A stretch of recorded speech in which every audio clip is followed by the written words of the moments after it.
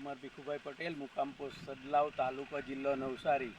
હું 8 વર્ષથી પ્રાકૃતિક ખેતી કરું છું અને તેમાં શેરડી, ડાંગર, મગ, ચણા, વિવિધ પ્રકારના કઠોળો અને બધું શાકભાજી કરીએ છીએ. અને એમાં અમે મૂલ્યવર્ધન જાતે કરીએ છીએ એટલે મને થોડું સારું પડે છે. અને આ શેરડીમાંથી અમે પોતાનો ગોળ, પ્રાકૃતિક ગોળ બનાવીએ છીએ અને એનું વેચાણ અમે બારોબાર કરીએ છીએ.